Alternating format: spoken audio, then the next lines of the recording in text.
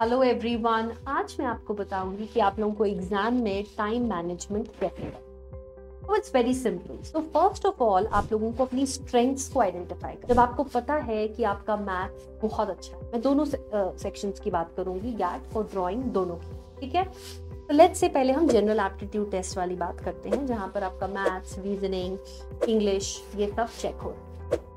तो now you know your strength is maths. Quickly slide through do all the math question, जो सबसे scoring question है। आपको पता है कई बार कुछ सवाल ज्यादा मार्क्स के होते हैं, कुछ सवाल कम मार्क्स के होते हैं, तो उन पर फोकस करिए ताकि आपको वहां पे थोड़ा ज्यादा टाइम मिले, आप ज्यादा मार्क्स स्कोर कर सकें। पैटर्न आपने समझ लिया है, you guys are very smart, you have seen PYQs, you have understood the paper format which is very important, क्योंकि उसके बाद जब आप एग्जाम में बैठोगे तो आपको ये चीजें पता होंगी, कौन सा सवाल कितने मार्क्स का आता है, आपकी स्ट्रेंथ क्या है।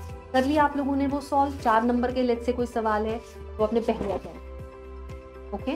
फ्लो में फिर आपको पता है कि आपको इंग्लिश वाले सवालों में थोड़ा ज्यादा टाइम लगता है, तो उसको एंड पर छोड़ दीजिए। आप करिए पहले फिर जीके, क्योंकि जीके भी आपका अच्छा है, उससे है ना, इंग्लिश से अच्छा है, तो आपने अपना जीके के सवाल सॉल्व किए। और फाइनली आपके पास जब आपने मैथ्स के एग्जाम में भी आपकी वो स्ट्रेंथ थी, आपने वहां पर 4-5 मिनट 10 मिनट बचा लिए हैं, वो अब आपके पास एक्स्ट्रा बचते हैं आपकी इंग्लिश के क्वेश्चन को सॉल्व करने।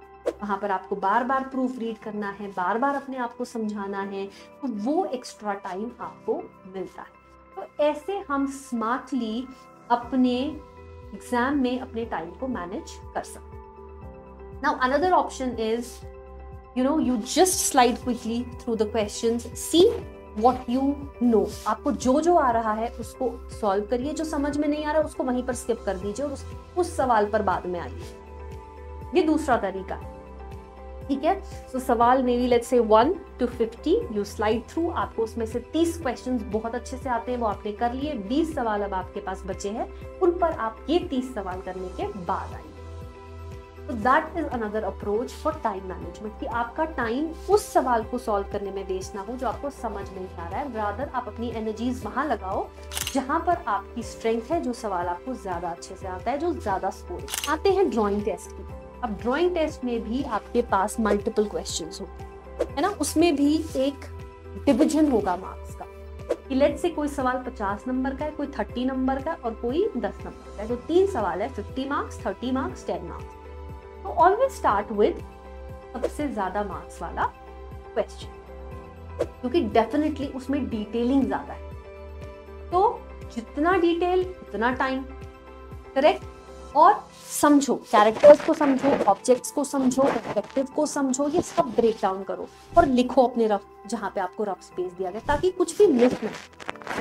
सारे मेन कैरेक्टर्स को आइडेंटिफाई कर लिया, मेन ऑब्जेक्ट्स को आइडेंटिफाई कर लिया, सीन को रफ वर्क कर लिया, फटाफट से बनना शुरू करो, डिटेलिंग ऐड करो। क्वेश्चन में कलर करने को नहीं बोला है, प्लीज कलर यूज मत करो, you will lose your time, क्योंकि कलर पे तो क्वेश्चन को जज कर ही नहीं रहे हैं। स्पेसिफिकली कलर में कलर करने को जब बोला जाएगा क्वेश्चन में, सिर्फ otherwise you will waste your time. तो ये भी एक स्ट्रैटेजी है। तो 50 नंबर का क्वेश्चन कर लिया, सारी डिटेल कर ली, अब 30 नंबर के क्वेश्चन पर, ठीक है। 50 नंबर के सवाल को 50 मिनट दो, 30 नंबर के सवाल को 30 मिनट दो, डिवाइड योर टाइम अकॉर्डिंगली।